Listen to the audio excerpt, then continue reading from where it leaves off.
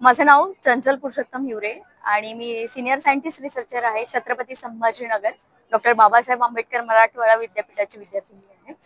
आणि रिसर्च करत असताना किंवा शिवाजी सायन्स कॉलेज मध्ये जी विज्ञान प्रदर्शनी लागलेली आहे त्या विज्ञान प्रदर्शनीमध्ये एक खूप अतिशय सुंदर असं मॉडेल पाहायला भेटलं. त्याचं की जे नाव आहे पाईपस्कोप म्हणून.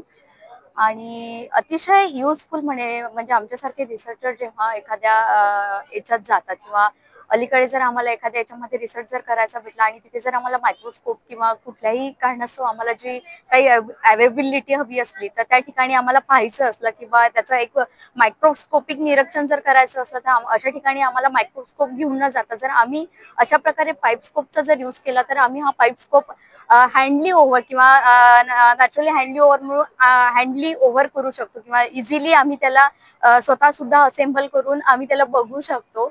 तर हा खूपच युजफुल आहे आणि मला पर्सनली आवडलेला आहे की जेणेकरून मी याचं जे प्रकाशाचं अपवर्तन आणि बाह्यवक्र भिन्नाचं जे कार्य आहे की जेणेकरून हा पाईपस्कोप खूप चांगल्या प्रकारे करेल आणि याच्यातल्या ज्या लेन्स आहे ते इझिली डिटेक्टेबल आहे. आणि मी ज्या व्हिज्युअलायझेशन जे बघितलेलं use of the 45 lens 10x वगैरे त्याच्यावर सुद्धा व्हिज्युअलायझेशन खूपच बस झालेलं आहे. तुम्ही सुद्धा पाहू शकता याच्यामध्ये किती सुंदर प्रकारे व्हिज्युअलायझेशन दिसलेलं आहे.